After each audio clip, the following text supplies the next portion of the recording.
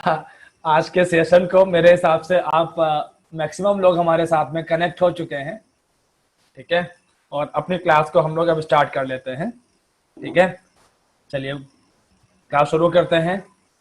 और आज हम लोग सबसे पहला मुद्दा डील करेंगे सोशल रिफॉर्म्स का।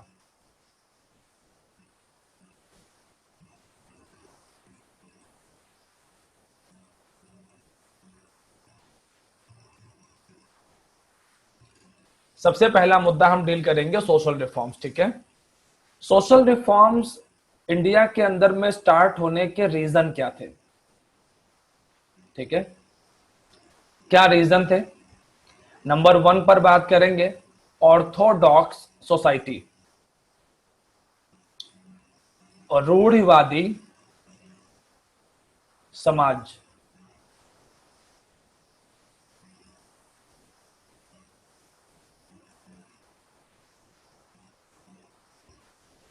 ऑर्थोडॉक्स सोसाइटी, बिल्कुल ऋषिका। आप देखो, मैं सारे बच्चों को क्लियर कर दूं कि ये जो हमारा डिफेंस स्पेशल बैच चल रहा है, सारे बच्चे देख लेंगे। Good morning Cheshta. ये एफ कैट, सीडीएस और सीएपीएफ, डिफेंस के 3 बड़े एग्जाम्स जो हैं, आप इसका जो कंटेंट है ये इन तीनों को ध्यान में रख करके डिजाइन किया गया है। आ रही बात समझ में? तो आप लोग इत्मीनान से पढ़िए, क्योंकि A to Z इन तीनों एग्जाम का जो सिलेबस है वो सारा यहाँ पे कवर्ड है। ठीक है भाई? अच्छा, तो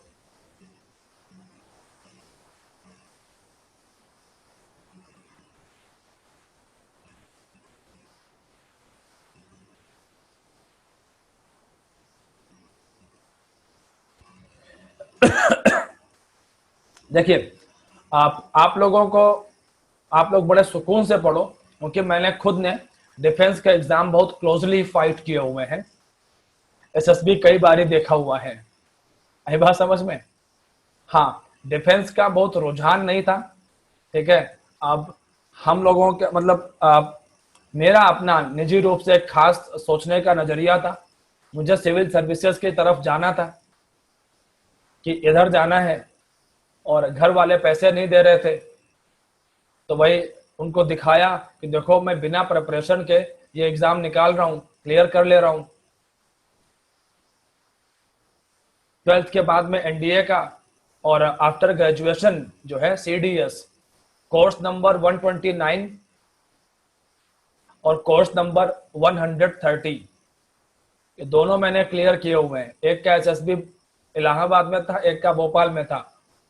ठीक है, तो डिफेंस को बहुत क्लोजली मैंने देखा हुआ है। मेरे कई सारे फ्रेंड्स डिफेंस के अंदर में हैं। ठीक है, तो उनके माध्यम से डिफेंस को देखा हुआ है। ठीक है, कई सारे स्टूडेंट्स सिलेक्शन निकाले हैं, जैसे एफ कैट के मदद से अंकित, एक स्टूडेंट है अंकित, अंकित कश्यप, परहैप्स 2017 रहा होगा, आई होप सो 2017 था जब अंकित ने एफ कैट का एचएसबी क्लियर किया। It was in Lucknow, Lucknow से क्लियर किया था उसने। और अभी वो उसका ट्रेनिंग कंप्लीट हुआ है अभी जून में जो है, तब उससे बात हुई थी। इसके अलावा कई सारे स्टूडेंट्स ओटीए के अंदर में हैं। एक करमजीत वर्तिया करके बच्चा है, वो ओटीए चेन्नई के अंदर में है। ठीक है, तो आप लोग इत्मीनान से पढ़ो, सुकून से पढ़ो। आप मतलब अनुभवी अध्यापक से पढ़ रहे हो आप। ठीक है भाई? ओके। और ये एक बनी हुई बात है कि जिन्होंने ऑफलाइन में एक लंबा समय, करीब 8-10 साल मैंने ऑफलाइन में अभी तक पढ़ाया है, हजारों स्टूडेंट्स पढ़ाए हैं। बनारस में पढ़ाया है मैंने। ठीक है, कम से कम 8-10 शहर हैं, बनारस है, चंडीगढ़ है, हरियाणा के कई सारे शहर हैं। तो वहां सब हमारी जो ऑफलाइन में कोचिंग हुआ करती थी उसकी ब्रांचेस थी, तो हमें जाना होता था वहां पर पढ़ाने के लिए। ठीक है, और सुकून से पढ़िए। दिल्ली में मुखर्जी नगर में उसका हार्ट है, बत्रा सिनेमा हॉल हार्ट है उसका, जहां पर 1,500 से 2,000 बच्चे का स्ट्रेंथ है। मैंने वहां भी पढ़ाया हुआ है। स्क्रीन पर क्लास चलती थी, ठीक है। तो अब जब इतने बच्चों को आप ऑफलाइन में सब पढ़ा देते हैं ना, तो फिर क्या बताऊं, फिर यही है कि आप पढ़ो, भरोसे में आराम से पढ़ो, ठीक है। यकीन ना हो तो प्रोफाइल चेक कर लेना, ठीक है, फोटो दिख जाएगी मथुरा सिनेमा हॉल की। अच्छा भाई, आगे चलिए।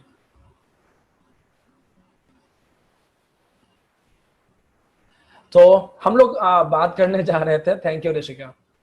तो हम लोग बात करने जा रहे थे सोशल रिफॉर्म्स की। और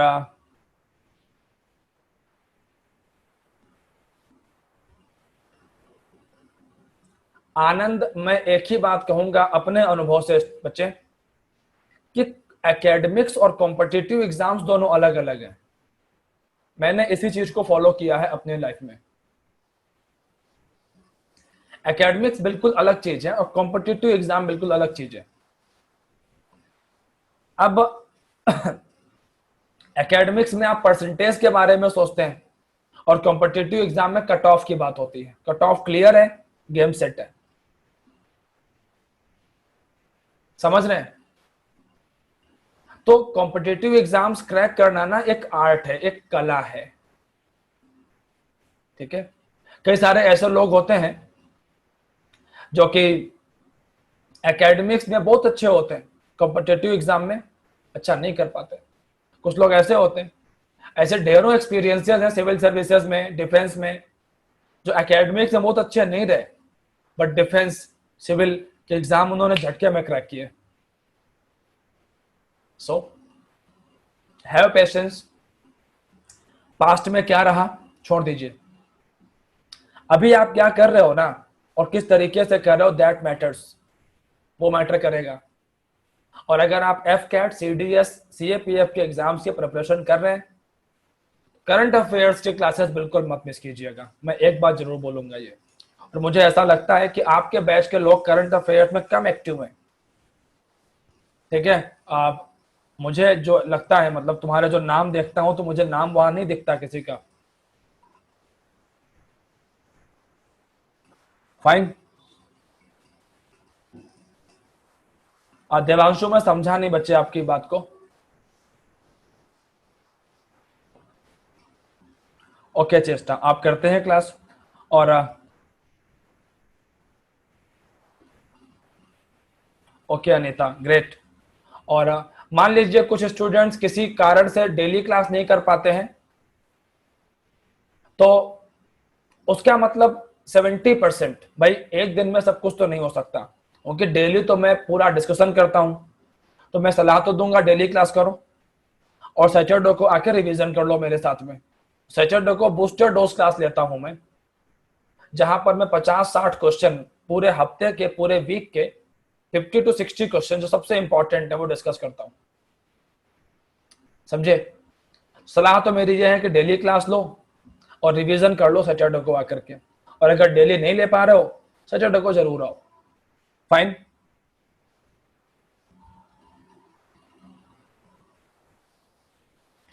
Anand Kumar, strategy is very simple, loud and clear, very simple, and that is what, कि सारे बच्चे सुन लें, डिफेंस के एग्जाम्स को क्लियर करने का स्ट्रेटेजी की बात अगर की जाए, नंबर 1, अपने क्लासेस को ठीक से करें और क्लास नोट्स प्रिपेयर करें। ध्यान रखिए, हम पीडीएफ आपको सेंड करते हैं, बट इनको आप कंपाइल करें एक साथ, नोट्स जरूर बनाएं, वन लाइनर नोट्स जरूर बनाएं अपने, बहुत इंपॉर्टेंट रहेंगे वो।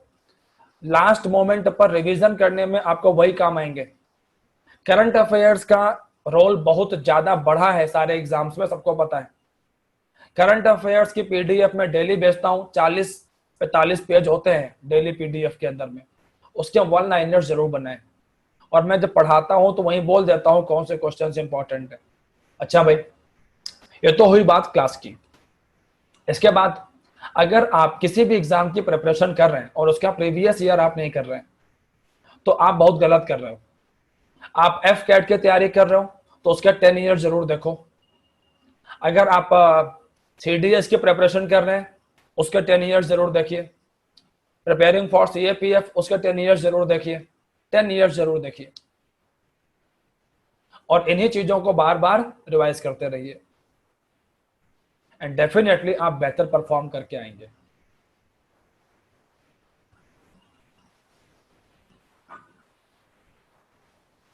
रोहित, डेली क्लास होती है 8:30 से 9:30 करंट अफेयर्स की। नहीं मानी, 8:30 से होती है, 8 से नहीं होती, 8:30 से।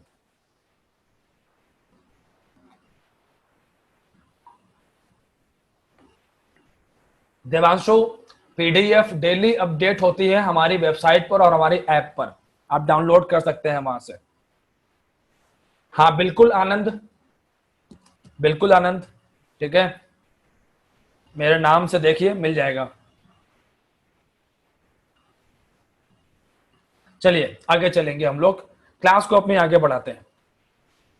तो सोसाइटी वाज वेरी ऑर्थोडॉक्स, और अंग्रेज लगातार हमारे सोसाइटी में इंटरवीन कर रहे थे।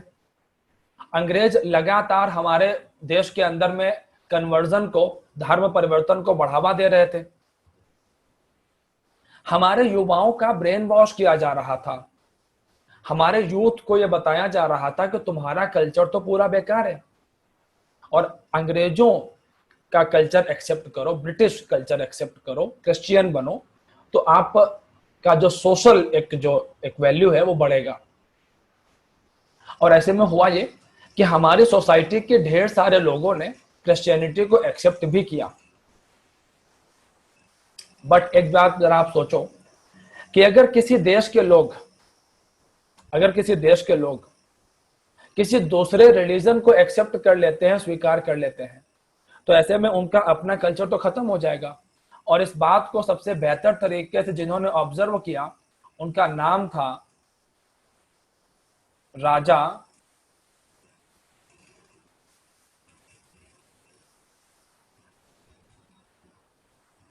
राम मोहन रॉय। राम मोहन राय जो है, इन्होंने 1828 में ब्रह्म समाज की स्थापना की। इन्होंने अपना न्यूज़पेपर स्टार्ट किया, मिरात उल अखबार, सत्य का प्रकाश, संवाद कौमुदी इनकी मैगजीन थी। इन्हें राजा का जो टाइटल है वो उस समय का मुगल बादशाह था, उसका नाम था अकबर सेकंड। अकबर सेकंड ने इन्हें राजा का टाइटल दिया था। अच्छा भाई, राम मोहन राय जो हैं कई सारी भाषाओं को जानते थे, पॉलीग्लॉट थे। राम मोहन राय समर्थक थे एकेश्वरवाद के।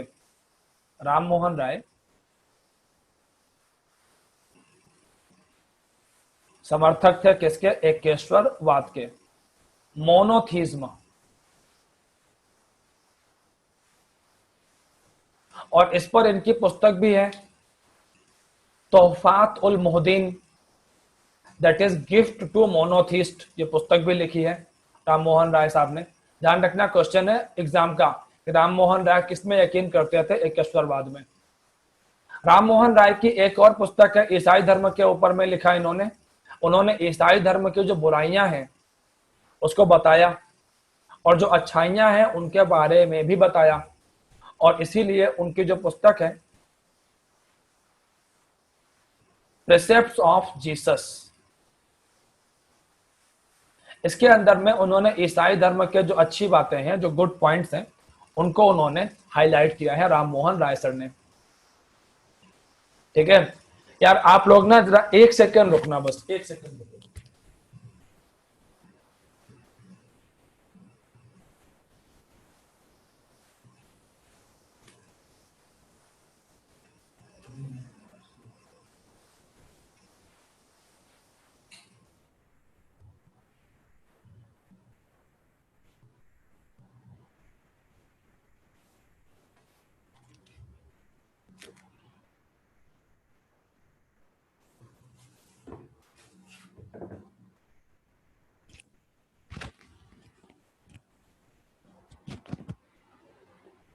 ओके चलिए आगे चलते हैं। तो राम मोहन राय जो है, आप इन्होंने जो ईस्ट इंडिया कंपनी है, ईस्ट इंडिया कंपनी में जॉब भी करी थी। राम मोहन राय सर ने।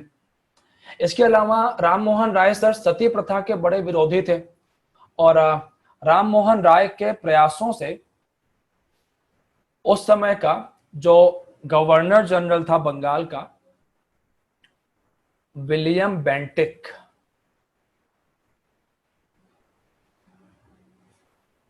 विलियम बेंटिक ने सती प्रथा को बैन किया। 1829 में एक्ट 17 पास करके विलियम बेंटिक ने सती प्रथा को समाप्त करवाया। राम मोहन राय ने इसके अलावा आत्मीय सभा की भी स्थापना की थी। आत्मीय सभा 1817 में राम मोहन राय ने हेनरी विवियन डेरोजियो के साथ में, हेनरी विवियन जो था ये बंदा स्कॉटलैंड का रहने वाला था, घड़ी साज था, वॉच मेकर था ये, ठीक है भाई, और बड़ा लॉजिकल, बड़ा रेशनल बंदा था, तार्किक बातें करता था, ठीक है। और इसका मानना था कि हिंदुस्तान का युवा ही हिंदुस्तान की तकदीर बदल सकता है, ठीक है भाई। अब राम मोहन राय सती प्रथा का में क्या होता था, पता होगा आपको। सती प्रथा में क्या होता था कि पति की डेथ हुई तो पत्नी जो है वो भी पति के साथ में उसको जला देंगे, सती प्रथा थी ये, ठीक है। अच्छा, तो अभी अल्टीमेटली यहां पर है क्या चीज, राम मोहन राय ने जब सती प्रथा का विरोध किया तो कई सारे लोग थे बंगाल में जो राम मोहन राय के अगेंस्ट में खड़े हो गए। उन्होंने कहा कि इसका धर्म भ्रष्ट हो गया है और ये बंदा हम सबका भी धर्म भ्रष्ट करवा देगा, ये ईसाई बन चुका है। राम मोहन राय को करीब 17 साल की जब उनकी उम्र थी तभी उनके पिता के साथ मतभेदों की वजह से उन्हें घर छोड़ना पड़ा था। बचपन से ही क्रांतिकारी थे राम मोहन राय साहब। तो पिताजी बहुदेववाद में यकीन करते थे, पॉलीथीइज्म मानते थे, और राम मोहन राय कहते थे ईश्वर एक है, रूप उसके अनेक है। तो इसी वजह से घर छोड़ना पड़ गया था काफी पहले उनको। अब राम मोहन राय ने जो काम किए इसकी वजह से इन्हें हम लोग कहते हैं फादर ऑफ मॉडर्न इंडिया, आधुनिक भारत का जनक कहते हैं। भोर का तारा भी कहते हैं राम मोहन राय को, मॉर्निंग स्टार भी कहते हैं, मॉर्निंग स्टार ऑफ इंडिया कहते हैं राम मोहन राय सर को। भारत के अंदर में पत्रकारिता,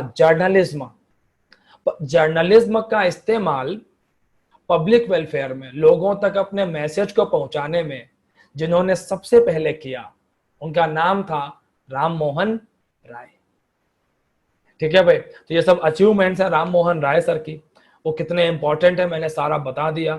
आप लोग फटाफट मुझे बताओ ब्रह्म समाज और राम मोहन राय में कोई डाउट तो नहीं आप लोगों को, और जल्दी से मुझे रिप्लाई कर दो, फिर मैं आपको आगे लेकर के चलता हूं।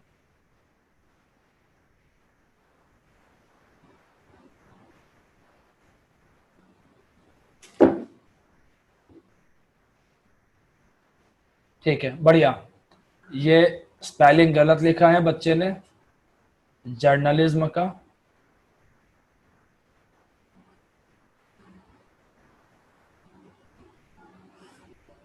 ठीक है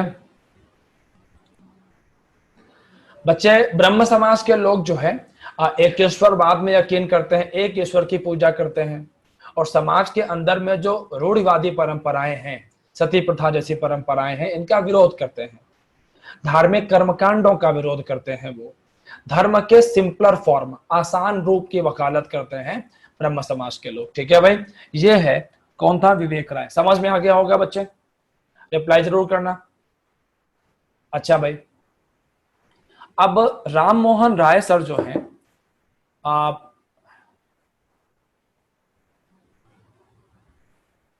राय सर की डेथ हुई 1833 में, इनकी मृत्यु हुई 1833 में, और इनकी मृत्यु हुई थी ब्रिस्टल में, ब्रिस्टल लंदन में इनकी डेथ हुई थी, ठीक है भाई। ओके, राम मोहन राय की जो बुक्स के नाम है ना वो यहाँ पे देखो ऐड होंगे, और नहीं ऐड है तो मैं ऐड कर दूंगा, कोई दिक्कत नहीं है। इन नाम तो सारे बताए हुए हैं। ओके, नहीं है, बुक्स के नाम यहाँ ऐड नहीं है, कोई बात नहीं। मैं एक काम करता हूँ, यहाँ पर ऐड कर देता हूँ, आप लोग देख लेना यहाँ पे, ठीक है।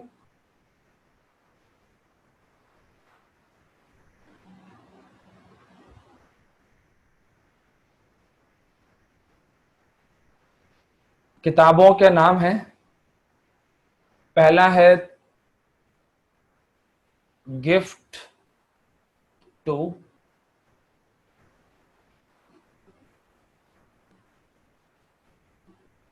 मोनोथिस्ट्स, तोहफत उल मोहद्दीन। एक्चुअली ये पुस्तक लिखी गई थी फारसी भाषा में, इसका इंग्लिश वर्जन है तोहफत उल मोहद्दीन, और ये इंग्लिश में थी, प्रिसेप्ट्स ऑफ जीसस, ठीक है। और राम मोहन राय के, इनका जो न्यूज़पेपर था उसका नाम भी मैं लिख देता हूं, एंड दैट वाज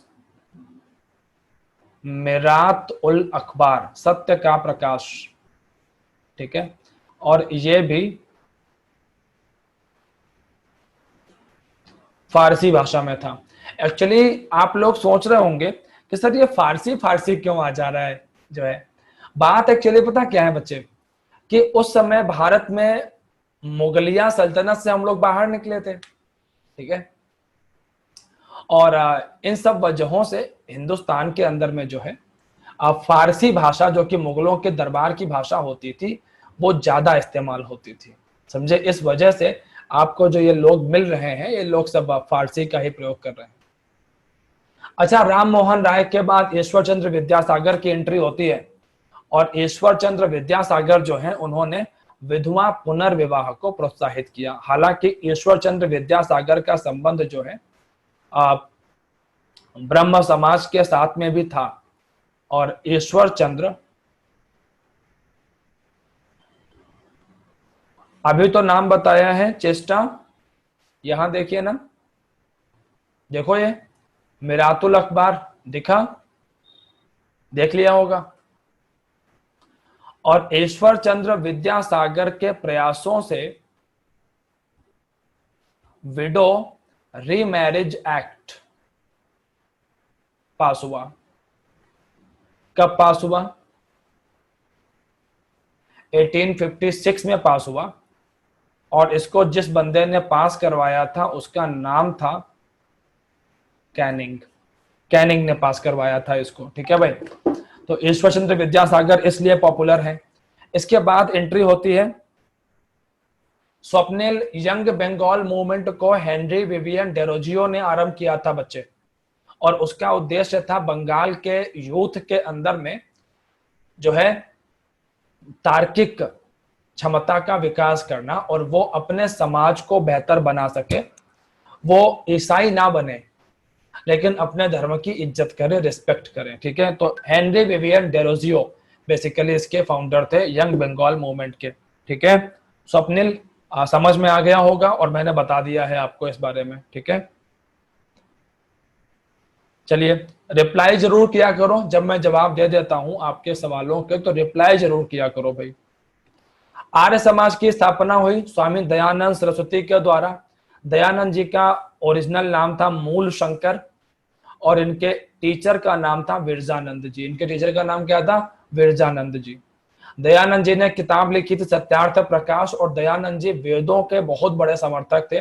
उनका कहना था जो वैदिक, जो वेदों में लिखा है वही ओरिजिनल है, बाकी तो सब ब्राह्मणों ने, पंडितों ने, पुरोहितों ने सब एडेड है, सब ऐड कर डाला अपने हिसाब से। हमारे जो पूर्वज हैं आर्यंस, उन्होंने जो ओरिजिनल बात लिखी वो कहां पर है? वो वेदों में है, उसी को फॉलो करो। और वेदों में क्या है? जाति प्रथा नहीं है, कर्मकांड नहीं है, महिला पुरुष बराबर है। तो आर्य समाज बेसिकली क्या काम करता है? जाति को नहीं मानता, कर्मकांडों को नहीं मानता, मेल फीमेल में इक्वलिटी की वकालत करता है। इसके अलावा आर्य समाज ने एक और काम किया, शुद्धि आंदोलन को शुरू किया। शुद्धि आंदोलन क्या है? ऐसे हिंदू जो ईसाई बन गए, मुस्लिम बन गए, वो दोबारा से हिंदू बनना चाहते थे, तो ऐसे लोगों को दोबारा से हिंदू धर्म के अंदर में शामिल किया गया शुद्धि के माध्यम से। ये क्वेश्चन पूछा गया था लास्ट ईयर सीएपीएफ के अंदर में, शुद्धि आंदोलन। अच्छा, और इन्हीं के विचारों से प्रभावित होकर के डीएवी स्कूल्स की स्थापना हुई, और जो पहला डीएवी स्कूल बना वो बना कहां पर? लाहौर के अंदर में।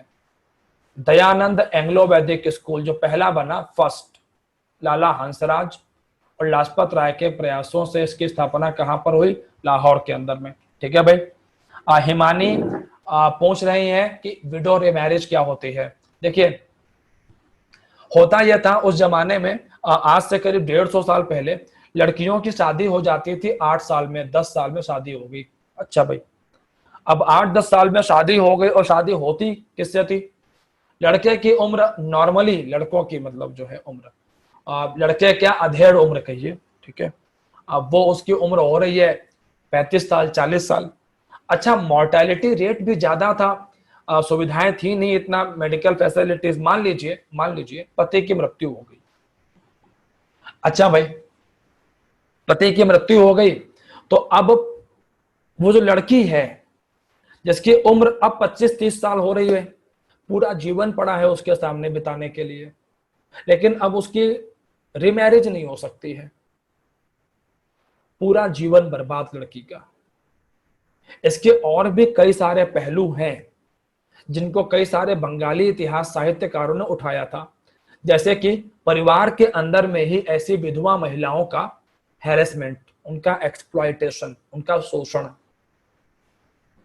तो ढेर सारी प्रॉब्लम्स थी ऐसी विधवा महिलाओं के सामने, और ईश्वर चंद्र विद्यासागर ने ऐसे इन विधवा महिलाओं के रिवाइवल के लिए, उनके लाइफ को बेहतर बनाने के लिए एफर्ट्स लिए थे।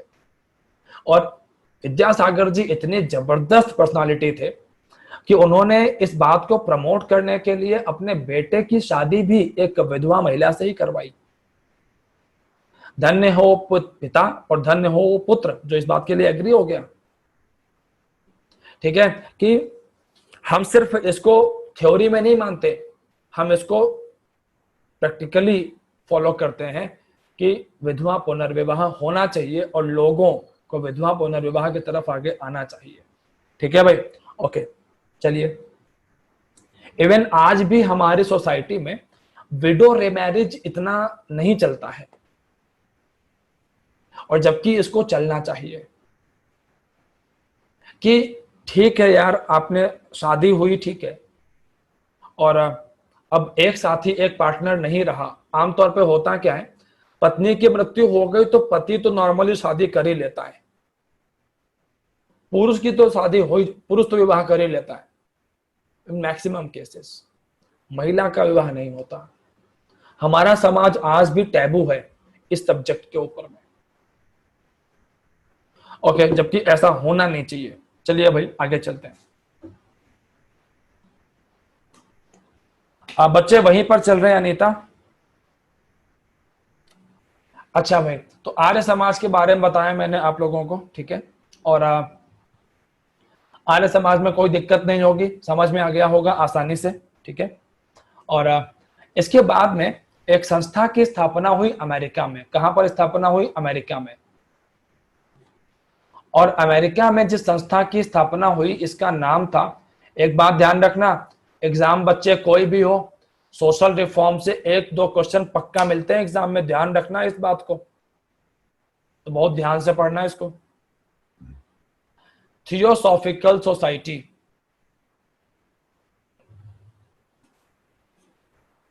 और थियोसॉफिकल सोसाइटी की स्थापना 1875 में हुई थी न्यूयॉर्क में। इसकी स्थापना कहां पर हुई? 1875 में न्यूयॉर्क में इसकी स्थापना हुई, यूएसए में।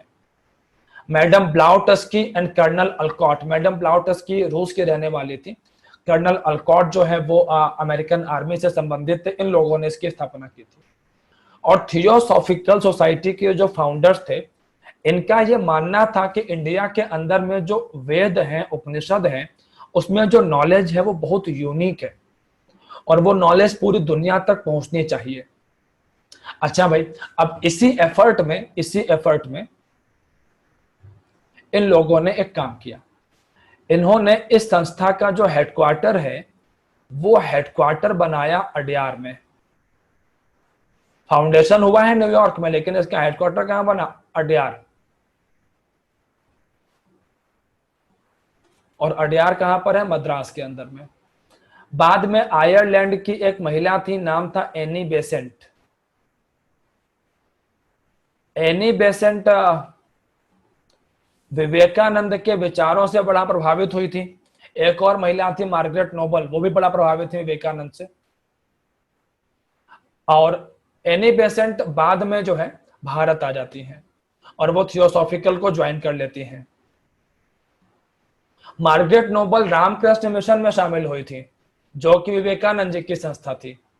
एनी बेसेंट थियोसॉफिकल को ज्वाइन करती हैं और एनी बेसेंट ने बनारस में सेंट्रल हिंदू स्कूल की स्थापना करवाई, जो कि बाद में बीएचयू का फाउंडेशन स्टोन भी बनता है एक किस्म से, सेंट्रल हिंदू स्कूल। इसके अलावा एनी बेसेंट कांग्रेस की पहली महिला अध्यक्षा बनी 1917 कलकत्ता के अंदर में। कॉमनवेल्थ, न्यू इंडिया जैसे न्यूज़पेपर से स्टार्ट किए, होम रूल जैसा एक इंस्टीट्यूशन बनाया भारत की आजादी के लिए। तो एनी बेसेंट काफी इंपॉर्टेंट फिगर हो जाती है हमारे एग्जाम्स के लिए, ठीक है भाई, ध्यान रखना इसको।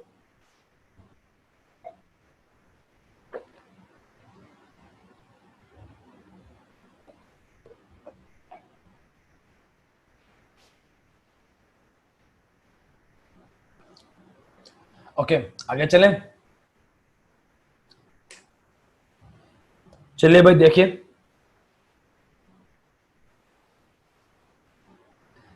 आप थियोसॉफिकल हो गया, एनी बेसेंट के बारे में सारे पॉइंट्स मैंने आपको बता दिए, ठीक है।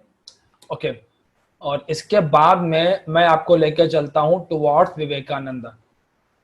अच्छा, विवेकानंद जी की बात करें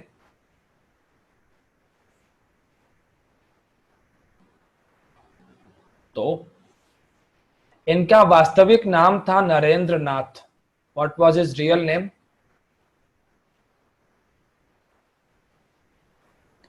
और विवेकानंद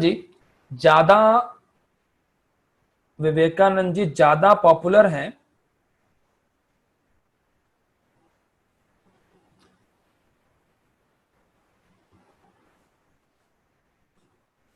एटीन 1893 में शिकागो में, यूएसए में विश्व धर्म संसद में इनका जो स्पीच था उसके लिए। और विवेकानंद जी ने नरेंद्र नाथ से अपना नाम विवेकानंद, राजस्थान में एक जगह है खेतड़ी, राजस्थान में जगह पड़ती खेतड़ी, खेतड़ी के महाराज थे अजीत सिंह। अजीत सिंह के सुझाव पर इन्होंने अपना नाम रखा था विवेकानंद। और इनके गुरु थे रामकृष्ण परमहंस, जो कि दक्षिणेश्वर काली मंदिर बंगाल में है, कलकत्ता में, उसके महंत हुआ करते थे। वो इनके गुरु थे रामकृष्ण परमहंस। विवेकानंद जी का एक ही कहना था कि सर्विस टू मैनकाइंड, मानव मात्र की सेवा, यही सबसे बड़ा जो है धर्म है। और रामकृष्ण मिशन की जब इन्होंने स्थापना की है 1897 में विवेकानंद जी ने, तो रामकृष्ण मिशन का भी यही उद्देश्य रहा। और आज भी रामकृष्ण मिशन एक बहुत बड़ा चैरिटेबल ऑर्गेनाइजेशन है, एक जो है चैरिटेबल क्षेत्र में जो है काम करती है ये संस्था, धार्मिक क्षेत्रों में काम करती है चैरिटी के लिए। अच्छा, बाद में ये जो संस्था है रामकृष्ण मिशन, इसी का एक ऑफिस अल्मोड़ा के अंदर में भी सेटअप हुआ, उत्तराखंड के अंदर में अल्मोड़ा में। अच्छा, तो ये सब बातें हुई अब विवेकानंद जी के बारे में और रामकृष्ण मिशन के बारे में। आप लोग एक काम करो, मैं आपको थोड़ा सा समय दे रहा हूं, 1-2 मिनट का। आप लोग फटाफट इस स्लाइड को रीड करो, और अगर इस स्लाइड पे कोई दिक्कत लगता है, कोई डाउट लगता है ना, तो आप फटाफट मेरे से पूछ लीजिए। और इसको रीड करने के बाद में ना, इसको रीड करने के बाद आप लोग मुझे मैसेज भेजेंगे DN, मतलब डन, समझे। फटाफट इसको रीड करो इस स्लाइड को, और रीड करके मुझे रिप्लाई भेजो कि पढ़ लिया है और समझ में आ गया।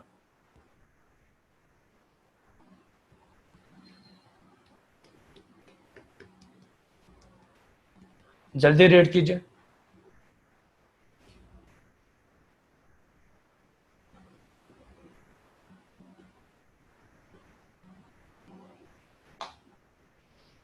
Okay Rishabh, fine. बाकी लोग भी मैसेज करो भाई। बढ़िया, कोई डाउट नहीं है, ठीक है। डाउट अगर है तो बता देना। आप अब देखो, एक बात मैं आपको बता दूं, विवेकानंद जी ने किसके सुझाव पर अपना नाम रखा था विवेकानंद, तो वहां पर मैक्सिमम टाइम पर ना राजा का नाम नहीं पूछता, जगह का नाम पूछता है, खेतड़ी। खेतड़ी कहाँ पर है? राजस्थान में। तांबे की खानों के लिए बहुत पॉपुलर है खेतड़ी। तांबे का उत्पादन खूब होता है यहाँ पर। आप मैं अभी बताऊंगा स्वप्निल, आप इनके बारे में, अजीत, उनके मार्गारेट नोबल के बारे में, ठीक है।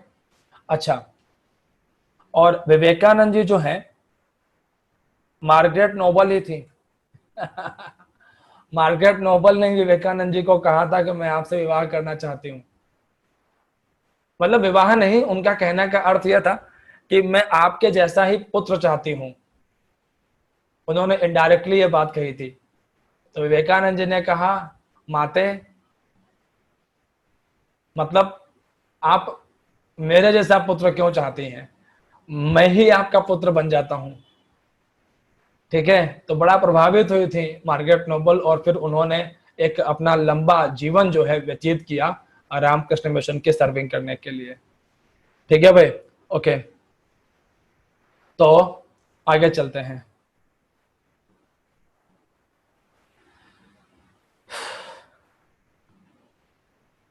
तो अभी यहाँ पर है क्या चीज, मार्गारेट नोबल, मैं कुछ और बताने जा रहा था, आप लोग ना कहीं और लेके चले गए। विवेकानंद जी का जो बर्थडे है ना, 12 जनवरी, बड़ा पॉपुलर है।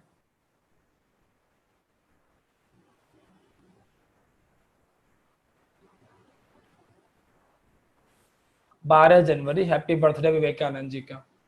और इसको मनाया जाता है नेशनल यूथ डे के रूप में।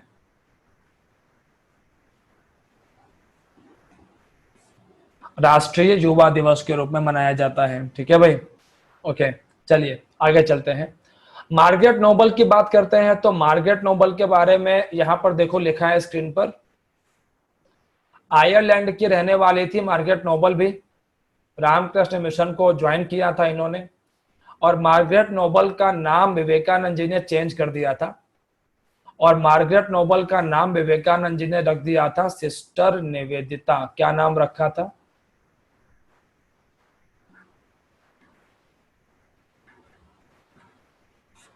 सिस्टर निवेदिता। ठीक है भाई, ये नाम रखा था मार्गारेट नोबल का। किसने? विवेकानंद जी ने। फाइन, चलिए आगे चलते हैं। यहां पर देखो इस स्लाइड में लिखा है। चलिए अब इसके अलावा ना कुछ और छोटी छोटी संस्थाएं हैं, जरा उनकी बात भी कर लेते हैं। महाराष्ट्र के अंदर में प्रार्थना समाज की स्थापना की गई थी आत्माराम पांडुरंग और एमजी रानाडे के द्वारा। प्रार्थना समाज खूब पूछा जाता है एग्जाम्स के अंदर में कि प्रार्थना समाज की स्थापना कब हुई, कहां पर हुई। तो 1867 में इसकी स्थापना हुई महाराष्ट्र में, आत्माराम पांडुरंग और एमजी रानाडे मुख्य रूप से इसके संस्थापक थे, रानाडे सर। और रानाडे ब्रह्म समाज से काफी प्रभावित थे। इन्हें पश्चिम का सुकरात कहा जाता है, वेस्टर्न पश्चिम भारत का सुकरात कहते हैं। सुकरात एक दार्शनिक था। सुकरात का नाम सुना है आप लोगों ने? आप में से कितने लोग सुकरात को जानते हो? How many of you? बताओ जरा। नहीं जानते हो तो बताऊं फिर मैं उसके बारे में। बड़ी जबरदस्त पर्सनालिटी था सुकरात। सुकरात जो है एक बहुत जबरदस्त पर्सनालिटी था। हाँ बिल्कुल, क्योंकि वो डेमोक्रेसी की बातें करता था, इसलिए उसे जहर दिया गया था। ठीक है, चलिए आप, मैं बताता हूं सुकरात के बारे में।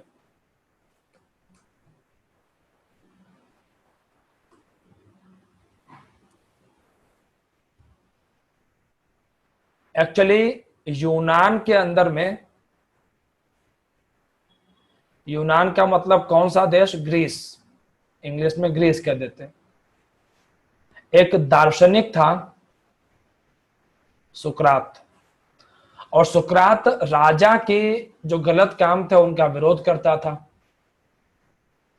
ठीक है भाई। तो अब राजा के लोगों ने इसे गिरफ्तार कर लिया। सुकरात अपने शिष्यों को सिखाता था सच की बात करो, जो सही है उसे सही बोलो, जो गलत है उसे गलत कहो।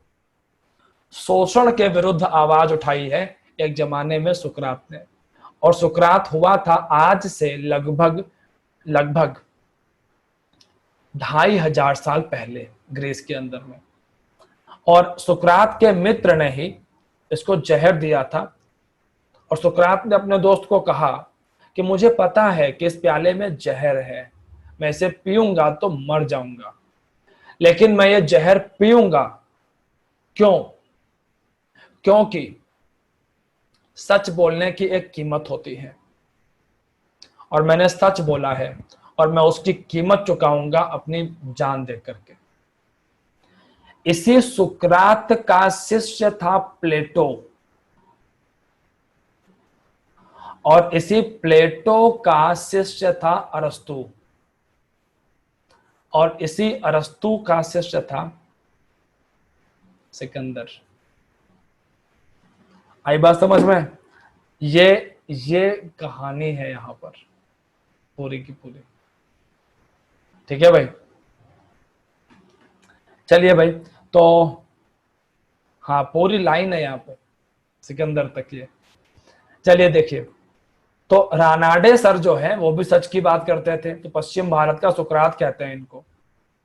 रानाडे सर ने Deccan education society, widow remarriage association, इन सब संस्थाओं की स्थापना की थी सोशल रिफॉर्म के क्षेत्र में। इसके बाद सत्य शोधक समाज की स्थापना हुई 1873 में, ज्योतिबा फुले ने इसकी स्थापना की थी। कास्ट, ये जो है जाति प्रथा का विरोध करने के लिए, जाति प्रथा का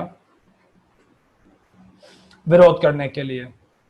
इनका समाचार पत्र था दीन बंधु के नाम से।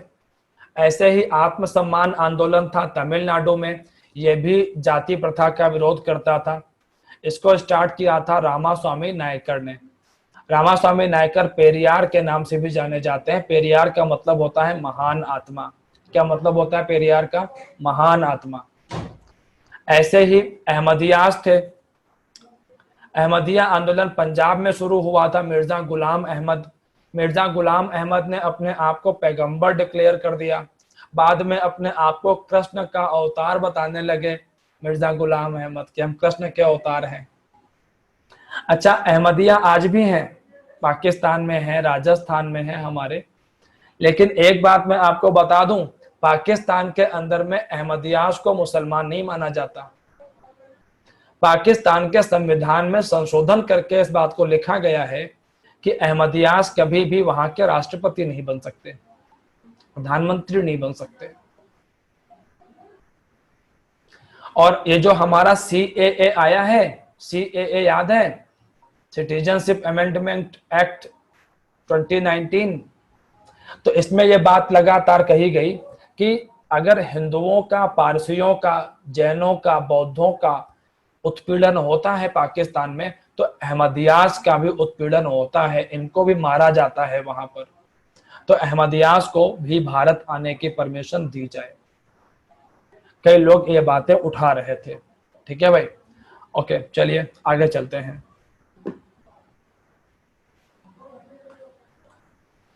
इसके बाद में आते हैं द रिवॉल्ट ऑफ 1857 पर, 57 के विद्रोह पर आते हैं, और जरा 57 के विद्रोह की बात करते हैं। देखिए, 57 के विद्रोह की बात करें तो सबसे पहले तो मैं आपको ना कुछ पर्सनालिटी से मिलवा देता हूं, फिर बताता हूं डिटेल में सारी चीजों को। देखिए, जिस समय 57 का विद्रोह हुआ उस समय ब्रिटेन का प्राइम मिनिस्टर कौन था? पामस्टन। प्रधानमंत्री कौन था? पामस्टन था। गवर्नर जनरल कौन था भारत का? लॉर्ड कैनिंग था। और मुगल बादशाह कौन था? बहादुर शाह जफर था। अच्छा, एक बात और बता दूं मैं आपको,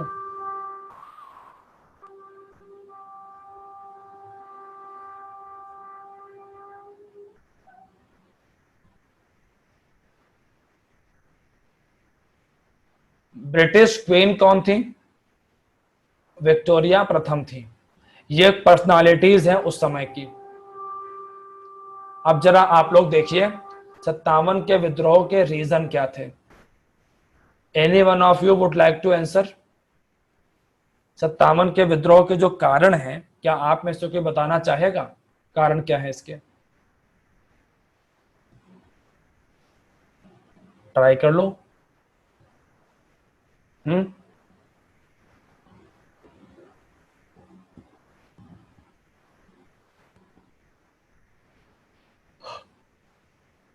बताओ भाई।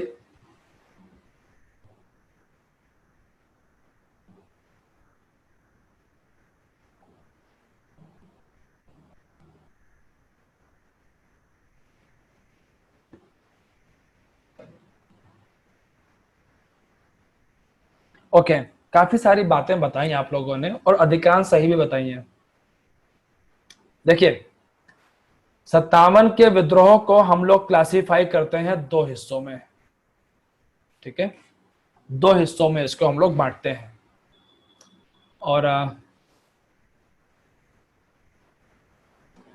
सबसे पहला क्या है?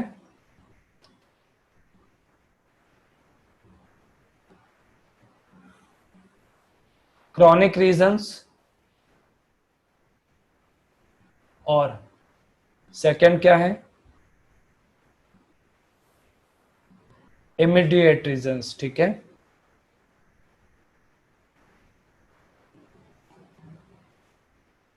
दीर्घ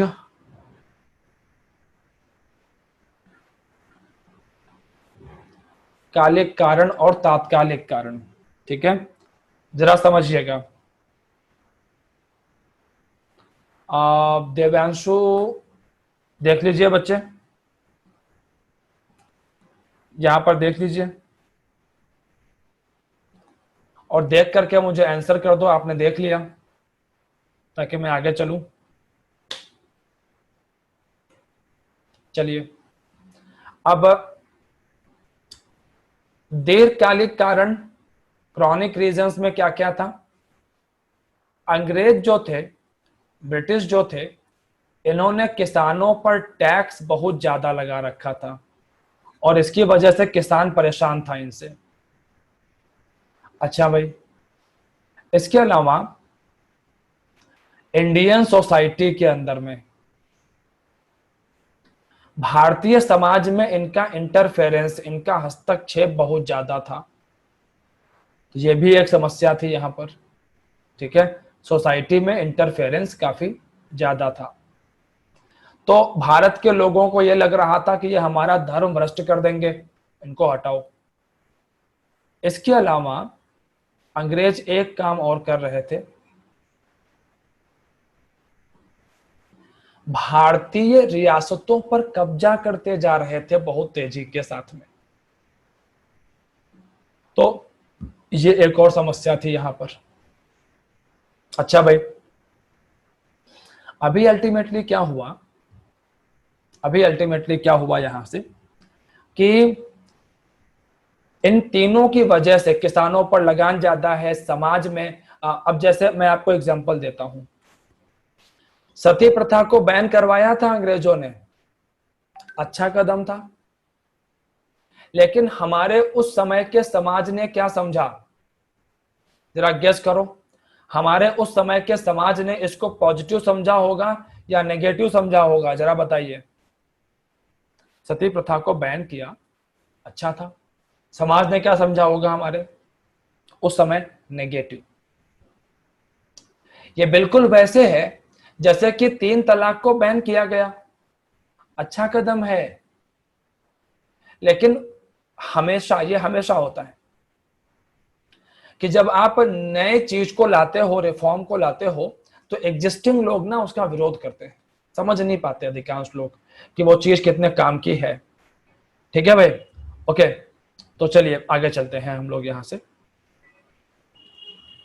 हाँ बिल्कुल, दवा शुरू में कड़वी लगती है, सही बोला भाई।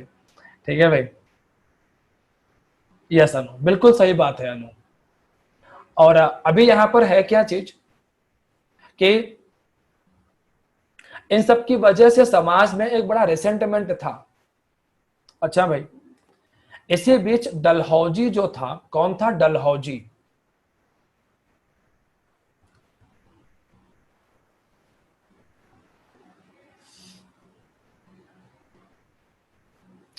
डलहौजी लेकर के आया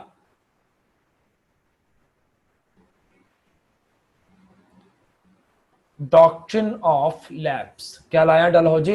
डॉक्ट्रिन ऑफ लैप्स, विलय का सिद्धांत। क्या था विलय का सिद्धांत, क्या कहता था यह सिद्धांत? एक्चुअली डलहौजी ने कहा विलय के सिद्धांत में कि ऐसे जितने भी राजे रजवाड़े हैं जिनके पास अपनी संतानें नहीं हैं, वो किसी और के बच्चे को गोद नहीं ले सकते, और उनकी रियासतों पर कब्जा कौन करेंगे? अंग्रेज करेंगे। यह बात बोली किसने? डलहौजी ने। अब आप बताओ कि क्या भारत के राजे रजवाड़े इस बात को एक्सेप्ट करेंगे? लगाओ दिमाग, बताओ जरा फटाफट। इन छोटे छोटे सवालों के जवाब देते रहा करो, अच्छा रहता है, फ्लो बना रहता है, समझे? बिल्कुल बिल्कुल भी हम लोग इसको एक्सेप्ट नहीं करेंगे। अच्छा भाई, और जिस पहली रियासत पर अंग्रेजों ने कब्जा किया, जिस पहली रियासत पर कब्जा किया अंग्रेजों ने, एंड दैट वाज सतारा। कौन सी थी? सतारा। कहां पर है सतारा? सतारा है महाराष्ट्र के अंदर में। सतारा कहां पर है? इन महाराष्ट्र। ठीक है भाई। इसके बाद सबसे बड़ा जो भयानक बवाल हुआ, that was in Jhansi.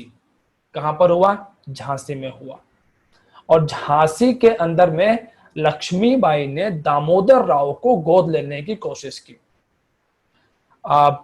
Damodar Rao को गोद लेने से अंग्रेजों ने मना कर दिया, और 1854 के अराउंड यहां पर तगड़ा स्ट्रगल हुआ झांसी के अंदर में। इसके अलावा संबलपुर उड़ीसा के अंदर में, बघाट है, उदयपुर यूपी के अंदर में, इन सबको भी अंग्रेजों ने कब्जे में लिया। बड़ा ढेर सारा एरिया है। और हमारे राजे रजवाड़ों ने इसके बाद कर ली प्लानिंग कि हम अंग्रेजों को भारत से निकालेंगे। और इस प्लानिंग में क्या हुआ? प्लानिंग में डिसाइड हुआ कि 31 मई को हम सब एक साथ विद्रोह करेंगे। 31 मई 1857 को। और इस विद्रोह का प्रतीक क्या रखा गया? कमल और रोटी। इस विद्रोह का सिंबल क्या था? कमल और रोटी, लोटस प्लस चपाती। कि कमल और रोटी जो स्वीकार कर रहे थे वो इस विद्रोह में शामिल थे, सीधी बात। अच्छा भाई, अब इसमें रीजंस में ना कुछ और चीजें भी हैं, अभी रीजन खत्म नहीं हुए। जैसे कि अवध पर कब्जा, और चिंगारी का काम किया था चर्बी वाले कारतूसों ने। यहां देखिए इमीडिएट रीजन, जरा आप लोग फिर से निगाह डालिए। आप लोग इमीडिएट रीजंस देख सकते हैं, ठीक है? और इमीडिएट रीजंस में क्या है? इमीडिएट रीजन में पहला तो मैंने आपको बता दिया, अंग्रेजों ने अवध के नवाब थे वाजिद अली शाह, और अंग्रेजों ने कहा कि वाजिद अली शाह जो है ये केवल डांस और म्यूजिक में ही लगे रहते हैं, केवल खुद नाचते रहते हैं, नचाते रहते हैं, गाते रहते हैं, गाने सुनते रहते हैं, काम धाम तो कुछ करते नहीं है, निकम्मा बंदा है, इसको हटाओ। और इन्होंने कुशासन का आरोप लगा करके कब्जा किस पर कर लिया? अवध के ऊपर में कब्जा कर लिया। मैल एडमिनिस्ट्रेशन, ईयर था 1856। Guys this point is very very important, बहुत ध्यान से करना, एग्जाम में क्वेश्चन पूछा गया है कि अवध का जो एनेक्सेशन हुआ था, जो अवध पर कब्जा हुआ था, उसका रीजन क्या था? तो उसका रीजन क्या था? मैल एडमिनिस्ट्रेशन, कुशासन। अवध के नवाब कौन थे? वाजिद अली शाह थे। अवध पर कब्जा कब हुआ था? 1856 में हुआ था। ठीक है। अब इसी बीच में कैनिंग आया, नया गवर्नर जनरल बन करके भारत में। ठीक है। और कैनिंग जो था, कैनिंग, वो एक नई राइफल को उसने इंट्रोड्यूस करवाया डिफेंस में। इस नई राइफल का नाम था एनफील्ड राइफल। क्या नाम था? Enfield rifle. और न्यूज ये आई कि इस राइफल के अंदर में काऊ और पिग की ग्रीज का इस्तेमाल किया गया है। गाय, काऊ और पिग की ग्रीस, चर्बी लगाई गई है। एक्चुअली होता पता क्या था? उस समय जो कारतूस होते थे ना, वो, देखो एक बात बता दूं, बुलेट और कार्ट्रिज में फर्क होता है, ध्यान रखना। कार्ट्रिज में क्या होता था? बंदूक जो होती थी ना, उसमें खाली जगह होती थी, तो वो कार्ट्रिज आते थे पैक्ड। क्या करते थे ये लोग? काटा दांत से फटाफट, गन पाउडर भरा बंदूक में और फिर फायर करेंगे। तो मतलब एक फायर करने के बाद अगला फायर आने में 2 मिनट लगते थे, 2 से 3 मिनट लगते थे। समझे? ऐसे होता था सारा का सारा ये। तो अभी अल्टीमेटली है क्या चीज यहां पर कि ये जो ग्रीस्ड कार्ट्रिजेस हैं, जब सिपाहियों को मालूम चला कि इसके अंदर में काऊ और पिग की ग्रीज का इस्तेमाल किया गया है, तो एक सोल्जर थे मंगल पांडे। एंड मंगल पांडे यूपी में एक जगह है बलिया, वहां के रहने वाले थे। और मंगल पांडे के उस समय पोस्टिंग हो रखी थी 34th रेजिमेंट में, 34वीं रेजिमेंट में थे उस समय। और वो पोस्टेड थे बैरकपुर, बंगाल के अंदर में। बैरकपुर भागीरथी नदी के किनारे की जगह है बंगाल के अंदर में। और मंगल पांडे को जब ये बात मालूम चली तो वो नाराज हुए।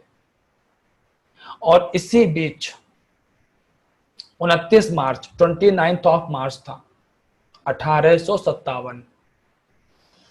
मंगल पांडे का सीनियर था, उसका नाम था जनरल बॉग। और जनरल बॉग ने मंगल पांडे को कहा कि आपको टेस्ट फायर करना है इसका। अच्छा भाई। मंगल पांडे ने कहा नहीं, मैं तो नहीं करूंगा। क्यों नहीं करेगा भाई? सिपाही है हमारा। मंगल पांडे ने कहा इसमें काऊ और पिग की ग्रीज है, मेरा धर्म भ्रष्ट हो जाएगा। जनरल बॉग ने प्रेशराइज किया मंगल पांडे को, और पांडे साहब भड़क गए। और पांडे साहब ने जनरल बॉग को वहीं पे गोली मार दी कि बेटा ऐसा है, बंदूक मेरे पास है, गुस्सा तू क्यों दिखा रहा है? ठोक दिया उसको। ह्यूसन नाम का एक और बंदा था, सार्जेंट ह्यूसन। अब ह्यूसन दौड़ता दौड़ता आया, साहब को गोली लग गई। मंगल पांडे ने ह्यूसन को भी दिया मिला के कि तू भी ले बेटा। मंगल पांडे के जो रेजिमेंट के अन्य सिपाही थे, उन्होंने मंगल पांडे को पकड़ लिया और मंगल पांडे को हो गई फांसी। मंगल पांडे को फांसी हुई 8 अप्रैल को। मिलिट्री कोर्ट ने मंगल पांडे को फांसी दे दी 8 अप्रैल को। अच्छा, 29 मार्च और 8 अप्रैल, जरा ध्यान देना।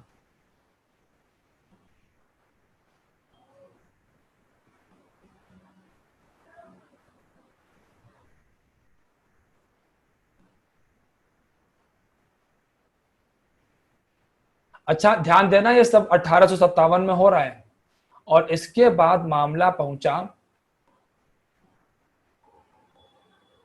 10 मई को। अब 10 मई को क्या हुआ है?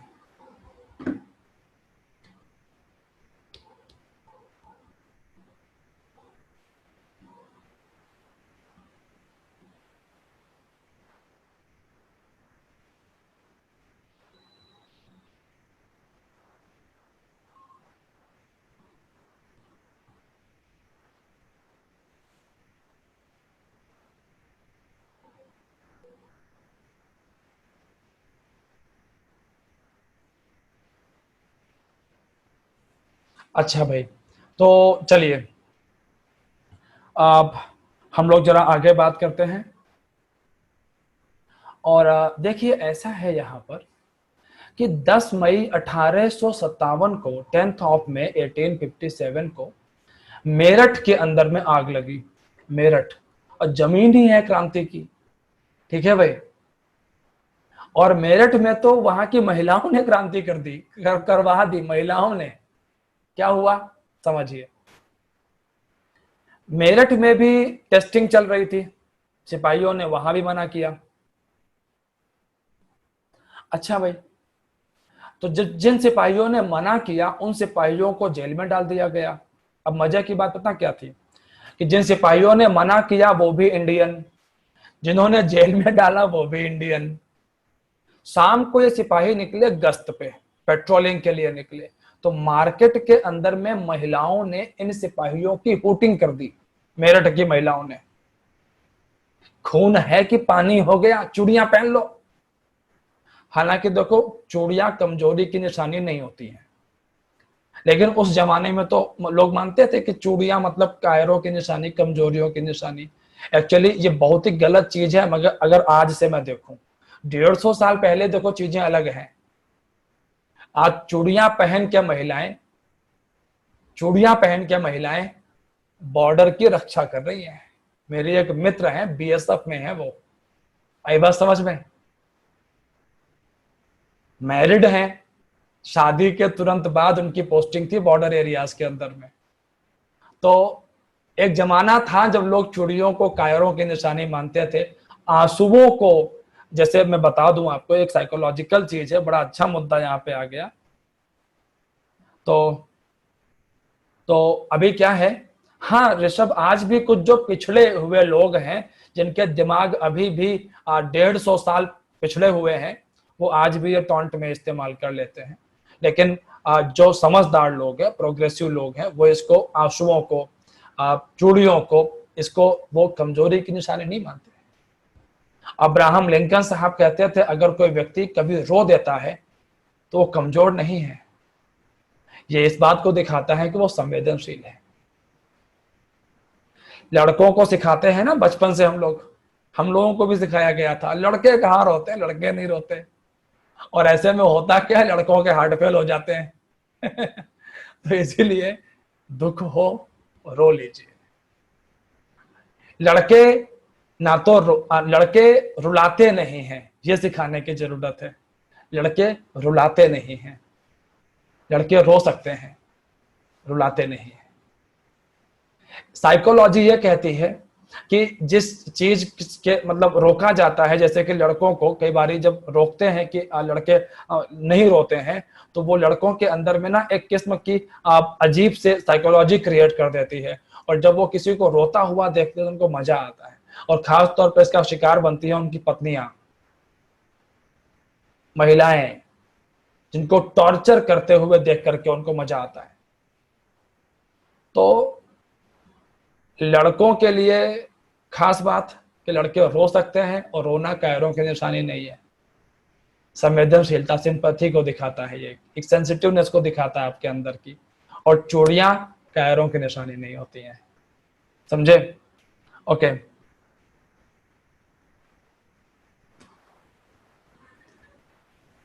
मेरा भतीजा है, रोता है, तो मैं उसे कभी नहीं कहता कि रो क्यों रहा है, लड़कियां रोती हैं, ये नहीं कहता मैं उसको। ये कहता हूं रो क्यों रहा है, क्या दिक्कत होगी बच्चे, आ रही बात समझ में? मत रो। लेकिन ये कभी नहीं कहता कि लड़के नहीं रोते हैं, रो ले, आराम से मन हल्का हो जाएगा। ठीक है, कोई दिक्कत नहीं। चलिए, तो चलिए आगे चलते हैं हम लोग। तो अब लड़कियों ने, महिलाओं ने वोटिंग कर दी सिपाहियों की 150 साल पहले, और सिपाही भाई साहब भड़क गए। सिपाही बैरक में लौट करके आए, अपने साथियों को आजाद करवा लिया।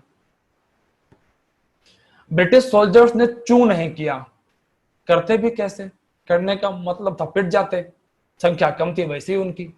अच्छा भाई, अब ये सिपाही 11 मई को पहुंच गया दिल्ली। अरे मेरठ दिल्ली से है ही कितना, 60-60 किलोमीटर, बस दिल्ली आ गए। लाल किले पहुंच गए। लाल किले में कौन था? बहादुर शाह जफर। सिपाहियों ने कहा आप हमारे राजा हो, आप ही राजा हो। लो भाई, बहादुर शाह जफर को कुछ पता ही नहीं है। उसको अच्छा लग रहा है, वाह मैं राजा फिर से। अच्छा भाई, अब ये आप मुझे बताओ कि ये विद्रोह होना कब था? ये विद्रोह कब होना था? ओरिजिनली कब होना था? जरा बताना आप लोग मुझे। मैंने डेट बताई थी,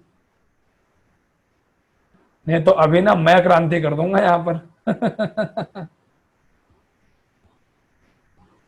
31 मई को। लेकिन ये शुरू हो गया पहले। अब देखो, उस समय व्हाट्सएप ग्रुप तो थे नहीं, टेलीग्राम ग्रुप तो थे नहीं कि मैसेज मारा अपडेट कर दिया कि भैया विद्रोह 31 को नहीं है, अभी 11 को है। तो समस्या है यहां पर। अब जिसको जब जानकारी मिलेगी वो तब विद्रोह करेगा। बहुत ध्यान से समझना यहाँ पे, क्योंकि यहीं पर विद्रोह की असफलता के कारण भी छिपे हुए हैं। अब है क्या चीज यहां पर कि क्या बता रहा था मैं आपको? हाँ, अब रीजंस ऑफ फेलियर यही छिपे हुए हैं। विद्रोह 31 मई को होना था, लेकिन शुरू हो गया पहले, और एक साथ शुरू नहीं होगा। जिसको जब जानकारी मिलेगी वो तब विद्रोह कर देगा। तो कहीं पर 12 मई को हुआ, कहीं 15 मई को, कहीं 16 मई को, ऐसे विद्रोह हुए। 31 मई के बाद भी विद्रोह हुए कई सारे एरिया में, 31 के बाद भी विद्रोह चलते रहे हुए। तो आप एक बात बताओ, अंग्रेजों को सोचने का मौका मिलेगा या नहीं मिलेगा? बताओ, उनको टाइम टू थिंक मिला कि नहीं? यस और नो? सिंपल सा है, जवाब कर दीजिए। सोचने का मौका मिला कि नहीं? यस कि नो? नो किस हिसाब से बोल रहे हो यार? नो किस हिसाब से कहा आपने? स्वप्निल, फैकल्टी चैट पर मैसेज करो बच्चे, आपने दूसरी जगह मैसेज कर दिया है।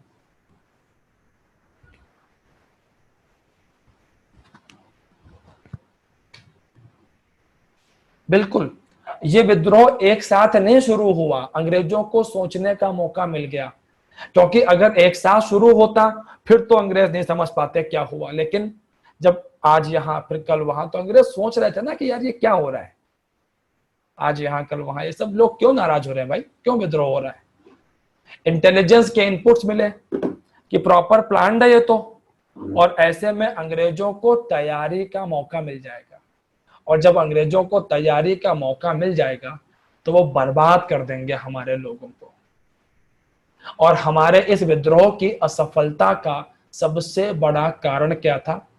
क्या था सबसे बड़ा कारण? लैक ऑफ कोऑर्डिनेशन, सामंजस्य का अभाव। ठीक है भाई, ओके, चलिए आगे चलते हैं। और यहां पर जरा देखिए, मैंने शुरुआत के जो तीन विद्रोह हैं उनका डिस्क्रिप्शन यहां पे दे दिया है, आप लोग देख लेंगे। ठीक है बच्चों, सारा मैंने बता दिया है आपको। मंगल पांडे की रेजिमेंट का नाम इंपॉर्टेंट है, ध्यान रखना। अच्छा, अब एक क्वेश्चन और निकलता है कि कौन सा केंद्र था विद्रोह का, कौन सा भारतीय नेता था, और विद्रोह को दबाने वाले ब्रिटिश अधिकारी का नाम क्या था? ये क्वेश्चन निकलते हैं। Centre, leader and British officer, ये क्वेश्चंस निकलते हैं एग्जाम में। ऐसे क्वेश्चन देखे हैं आप लोगों ने एग्जाम में? जरा बताओ। हाँ भी क्रांतिकारी हो, बताओ बताओ जरा। ऐसे क्वेश्चन देखे हैं कि दिल्ली में विद्रोह का नेतृत्व किसके हाथ में था, विद्रोह को दबाया किसने, खत्म किसने किया, फैजाबाद में कौन था, जगदीशपुर में कौन था? देखे हैं ऐसे क्वेश्चंस? जल्दी रिप्लाई करो। हाँ बिल्कुल, चेष्टा आते हैं ना क्वेश्चन ऐसे। बहुत ध्यान से इसको कर लेना, इस टेबल को, ये टेबल बहुत इंपॉर्टेंट है। ठीक है भाई। हाँ सविजय, इस विद्रोह का जो एपी सेंटर है बच्चे वो नॉर्थ में ही था। ऑल्दो इसका इंपैक्ट साउथ तक महसूस किया गया, but AP centre was in north India. ठीक है। एक क्वेश्चन और है यहां पर झांसी से, लक्ष्मीबाई। लक्ष्मीबाई की समाधि कहां पर है? और लक्ष्मीबाई की समाधि है कहां पर? ग्वालियर में। ग्वालियर का राजा था जीवाजी राव सिंधिया, जीवाजी सिंधिया। उसने गद्दारी की थी। लक्ष्मीबाई को पहले बोला कि हमारे एरिया में आप आ जाओ और हम मिल करके अंग्रेजों को मार देंगे। और ग्वालियर अंग्रेजों के लिए बहुत इंपॉर्टेंट था। Gwalior was very important for Britishers. आप मैप पर अगर कभी देखो, आप अगर मैप चेक करो, आप यहां देखिए जरा, ग्वालियर। अब अगर दिल्ली आना है, कहां से दिल्ली आना है, और एक सेकेंड रुको, थोड़ा सा गड़बड़ हो गया मैप में।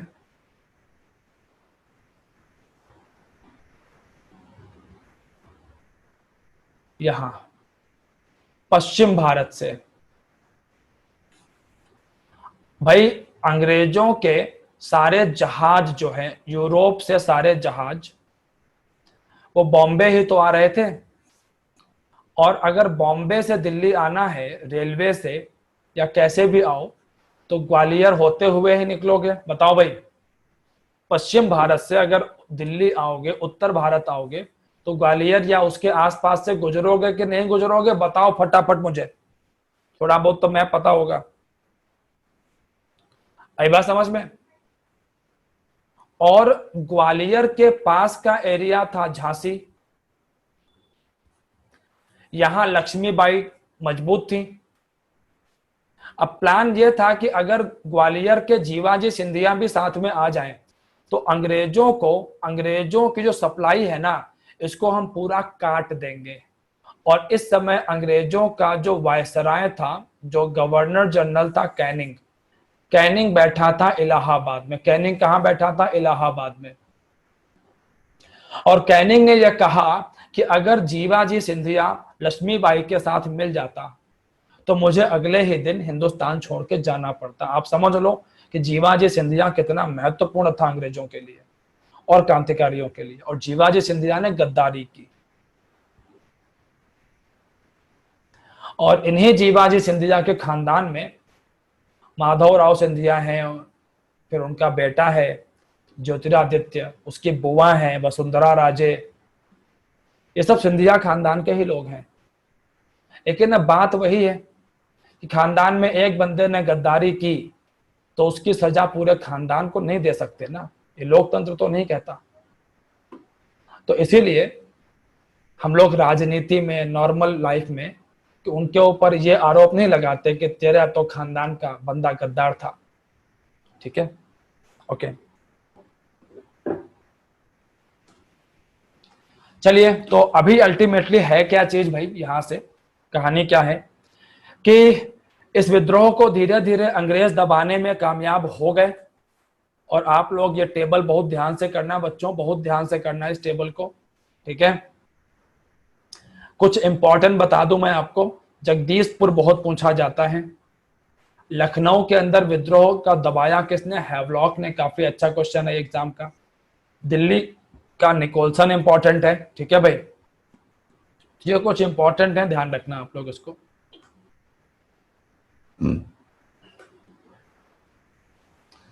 विद्रोह की असफलता के जो कारण हैं, उसमें मैंने आपको एक तो बता दिया, सामंजस्य का अभाव, ठीक है।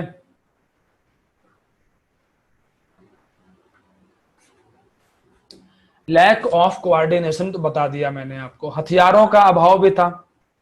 इसके अलावा जो पढ़े लिखे भारतीय थे वो इस विद्रोह से दूर रहे, ठीक है। जो राजे रजवाड़े थे उन्होंने भी बहुत एक्टिव सपोर्ट नहीं किया। तो इन सब वजहों से विद्रोह खत्म हो गया। और विद्रोह के खत्म होने के बाद में ये जानकारी मिली कि ईस्ट इंडिया कंपनी अपना काम ठीक से नहीं कर रही थी। और ऐसे में भारत में ईस्ट इंडिया कंपनी का शासन समाप्त कर दिया गया। लेकिन ये सब झूठ है।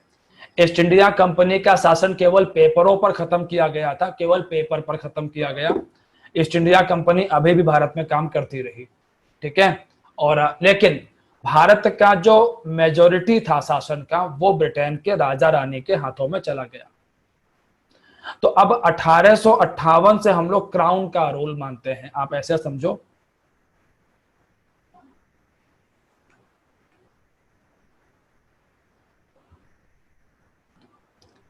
आप ऐसे समझिएगा कि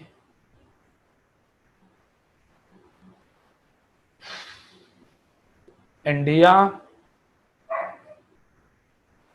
कॉलोनियल रूल, ठीक है, तो 1757 से 1858 और 1858 से 1947, ठीक है, 58 तक का जो है समय, इसको हम लोग कहते हैं कंपनी रूल। क्या कहते हैं बच्चों? Company rule. और ये 1858 से 1947 जो है, इसको हम लोग कहते हैं क्राउन रूल, ठीक है, ये है। तो अब ब्रिटेन की रानी थी विक्टोरिया प्रथम, उनको भारत की रानी डिक्लेयर किया गया। विक्टोरिया प्रथम को याद रखना है, इसको, अच्छा क्वेश्चन है एग्जाम का। एक नया पोस्ट बना वायसराय का, और जो पहला वायसराय था वो था कैनिंग। एक नया पोस्ट बना लंदन के अंदर में इंडिया सेक्रेटरी का, और पहला इंडिया सेक्रेटरी था स्टैनले। इस तरीके से भारत के प्रशासन को मैनेज किया गया, ठीक है। अच्छा भाई, आप इसके बाद जरा ध्यान देना, 57 के विद्रोह पर कुछ पुस्तकें हैं। ये पुस्तक बड़ी इंपॉर्टेंट है, विनायक दामोदर सावरकर की, the first war of independence. S N Sen की पुस्तक है 1857 सिपाही mutiny and rebellion, R C Majumdar की पुस्तक है। ये बुक्स के नाम जरा आप लोग याद रखिएगा, ठीक है, ओके। और अशोक मेहता की पुस्तक है द ग्रेट रेबेलियन, यहाँ पर, ये वहां नहीं दे रखा है, यहाँ लिखा हुआ है। अच्छा भाई, इसके बाद में जो अगला मुद्दा है वो है, एक सेकेंड रुकना जरा, वो है कांग्रेस की स्थापना का मुद्दा, ठीक है। अगला इशू है फॉर्मेशन ऑफ कांग्रेस। एक सेकेंड, ये क्या हुआ?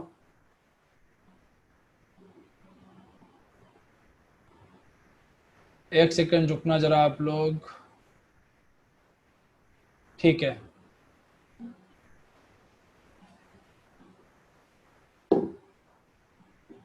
अच्छा भाई, जो अगला मुद्दा है वो है कांग्रेस की स्थापना का। और कांग्रेस की देखो स्थापना के बारे में ना, मैं फैक्चुअल पॉइंट्स तुमको आज बता दे रहा हूं, कॉन्सेप्चुअल पॉइंट्स की चर्चा मैं करूंगा अगली क्लास में। कोई दिक्कत है? पहले आप ये बताओ। फैक्चुअल पॉइंट आज डील कर लेते हैं, और कॉन्सेप्चुअल पॉइंट्स के ऊपर डिस्कशन करेंगे अगली क्लास में। कोई दिक्कत है? अभी दिख रही होगी स्क्रीन मेरे हिसाब से? स्क्रीन विजिबल है? पहले ये बताओ, screen is visible? Okay, screen नहीं दिख रही है।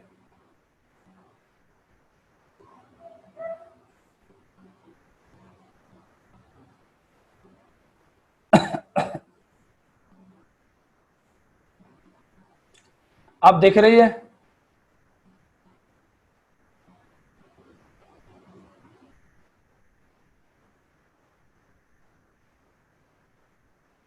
स्वप्निल, तुम्हारे मैसेज बार बार जो है दूसरे चैट पर जा रहे हैं, फैकल्टी चैट पर मैसेज करो बच्चे।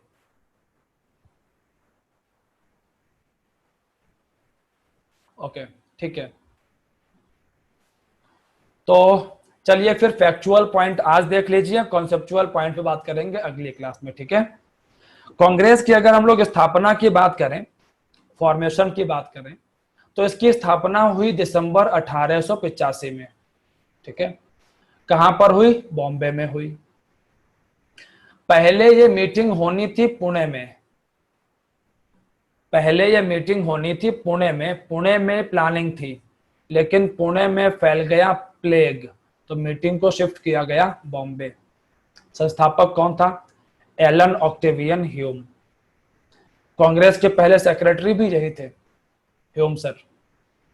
रिटायर्ड आईसीएस ऑफिसर थे, इंडियन सिविल सर्विसेज से रिटायर्ड थे, बड़े उदारवादी व्यक्ति थे ह्यूम।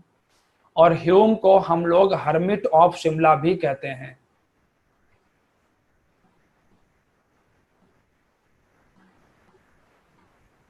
ह्यूम को हम लोग हर्मिट ऑफ शिमला भी, शिमला का सन्यासी भी कहते हैं। लेकिन एक बात ध्यान रखना, ह्यूम कितना भी उदारवादी होगा, वो भारत की आजादी की बात कभी नहीं सोचेगा। ये सेगमेंट बहुत इंपॉर्टेंट शुरू हुआ है, इसी को हम लोग कहते हैं इंडियन नेशनल मूवमेंट। बहुत ध्यान से पढ़ना है इसको। अच्छा भाई, ह्यूम कभी भी कांग्रेस का अध्यक्ष नहीं बना, कभी नहीं बना। पंछी विज्ञानी था, बर्ड साइंटिस्ट था, और पंछी विज्ञानियों के लिए एग्जैक्ट वर्ड क्या होता है? ऑर्निथोलॉजिस्ट। जिस समय कांग्रेस की स्थापना हुई, भारत का वायसराय कौन था? डफरिन। कांग्रेस के पहले अध्यक्ष कौन थे? डब्ल्यूसी बनर्जी, व्योमेश चंद्र बनर्जी। टोटल मेंबर कितने मौजूद थे कांग्रेस के पहले सेशन में? 72। ध्यान रखना, कांग्रेस का पहला सेशन के बारे में जानकारियां बहुत इंपॉर्टेंट है। और पहले सेशन में 72 मेंबर थे। इसके बाद तुम्हें कुछ रटने की जरूरत नहीं है कि और बाकी सेशन में क्या हुआ, पहले में 72 थे, दैट्स इट। अच्छा, कांग्रेस का जो नाम ह्यूम ने रखा था, जो नाम ह्यूम ने रखा था, वो नाम इसने रखा था इंडियन नेशनल कॉन्फ्रेंस। क्या नाम रखा था? Indian national conference. ध्यान रखना, ह्यूम ने नाम रखा था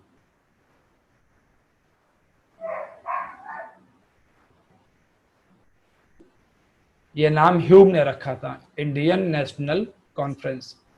और नौरोजी सर के बारे में कल बात हुई थी हमारी आपकी। नौरोजी सर ने इसका नाम क्या करवा दिया? Indian national Congress. उन्होंने इसका नाम करवाया इंडियन नेशनल कांग्रेस। ठीक है भाई, ओके। और कांग्रेस का मतलब क्या होता है? पार्टी या एक विचारधारा के लोग, ये सब मतलब होता है कांग्रेस वर्ड का। ठीक है। और इसके बाद कांग्रेस के प्रेसिडेंट्स अलग अलग धर्म समुदाय के लोग बने। जैसे कि कांग्रेस के पहले पारसी अध्यक्ष कौन थे? ये क्वेश्चन रहता है भाई। पारसी एक धार्मिक समुदाय है, ईरान के रहने वाले थे, और कांग्रेस के पहले पारसी अध्यक्ष बने दादा भाई नौरोजी। कौन बना? दादा भाई नौरोजी। और नौरोजी अध्यक्ष कब बने? 1886 में कलकत्ता में। कांग्रेस के पहले मुस्लिम अध्यक्ष बने बदरुद्दीन तैयब, 1887 मद्रास में। पहला यूरोपियन प्रेसिडेंट स्कॉटलैंड का रहने वाला था, जॉर्ज यूल, 1888 इलाहाबाद में कांग्रेस का अध्यक्ष बना। कांग्रेस के सबसे युवा अध्यक्ष, यंगेस्ट प्रेसिडेंट, मौलाना अबुल कलाम आजाद। कलाम आजाद की उस समय एज थी 35 ईयर्स, 35 साल के थे अबुल कलाम आजाद जब कांग्रेस के अध्यक्ष बने थे। 1923 में दिल्ली में कांग्रेस का विशेष अधिवेशन। ठीक है भाई। अबुल कलाम आजाद हिंदुस्तान के पहले शिक्षा मंत्री थे। ये ध्यान रखना, आजाद हिंदुस्तान के फर्स्ट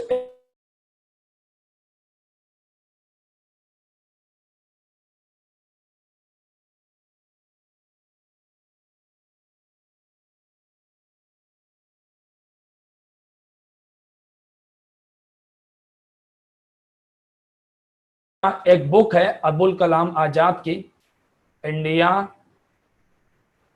विंस फ्रीडम। जबरदस्त किताब है, कलाम आजाद की लिखी हुई है। गांधी जी केवल एक ही बार अध्यक्ष बने गांधी जी केवल एक बार बने, ध्यान रखना, 1924 बेलगांव कर्नाटक। आजादी पहली भारतीय महिला जो अध्यक्षा थी कांग्रेस की, फर्स्ट इंडियन वुमन प्रेसिडेंट, वो थी सरोजनी नायडू। और जरा बताना कांग्रेस की पहली महिला अध्यक्षा कौन थी? आप लोग बताओगे। First woman president of Congress कौन थी? बताओ भाई। First woman president of Congress. नहीं याद आ रहा है? Annie Besant, yes. पहली महिला अध्यक्ष एनी बेसेंट थी और पहली भारतीय महिला सरोजनी नायडू, क्योंकि एनी बेसेंट भारत की तो थी नहीं, तो आयरलैंड की थी। ठीक है, याद रखना, बच्चे अक्सर फंसते हैं इस जगह पे आकर के। आजादी के समय जेबी कृपलानी साहब अध्यक्ष थे। कांग्रेस में सबसे पहले स्वराज शब्द का प्रयोग किया था दादा भाई नौरोजी ने। 1906 कलकत्ता में जवाहरलाल नेहरू पहली बार अध्यक्ष बने 1929 में। पूर्ण स्वराज वर्ड का प्रयोग इन्होंने ही किया था कांग्रेस के अंदर में। फंडामेंटल राइट्स, मूल अधिकारों की मांग सबसे पहले की थी किसने? वल्लभ भाई पटेल ने 1931 में कराची अधिवेशन में। सुनो, मैं कम से कम आपको 20 अधिवेशन बताऊंगा, 20 से 21 सेशन बताऊंगा कांग्रेस के सबसे इंपॉर्टेंट वाले। वो बहुत ध्यान से करने पड़ेंगे, आप लोगों को ध्यान रखना है इस बात को। ठीक है भाई, तो अगली क्लास जो होगी ना हमारी, उसमें काफी कॉन्सेप्चुअल डिस्कशन होगा। Don't miss the class. 1947 तक के क्लासेस बहुत इंपॉर्टेंट रहने वाले हैं, और जितना डिस्कशन मैं करता हूं उतना डिस्कशन जल्दी जल्दी कोई टीचर आपको करता हुआ नहीं मिलेगा। मैं ये नहीं कहूंगा कि मैं एक्सक्लूसिव हूं, मैं ये बिल्कुल नहीं कहूंगा, बट ये मुझे पता है कि जितना डिस्कशन मैं करता हूं इट्स वेरी रेयर, बहुत ही कम टीचर्स करते हैं उतना डिस्कशन। ठीक है भाई, तो आप लोग मुझे मिले अगली क्लास में, और हम लोग कांग्रेस क्यों बनाई गई। भाई सबसे बड़ा क्वेश्चन है ना कि कांग्रेस क्यों बनाई गई, और कांग्रेस को बनाया किसने? एक अंग्रेज अधिकारी ने बनाया। तो आखिर हम कैसे भरोसा करें कांग्रेस के ऊपर में कि इसने आजादी के संघर्ष में काम भी ठीक से किया होगा? क्वेश्चन है ये, आरोप है, सिद्ध नहीं हुआ अभी तक। सच है ये आरोप कि ये आरोप झूठ है, इस बात को हम लोग जांचेंगे अगले एपिसोड में। ठीक है भाई, तब तक आप लोग अपना बहुत ध्यान रखिए और मिलते हैं नेक्स्ट एपिसोड में। Thank you guys, thank you.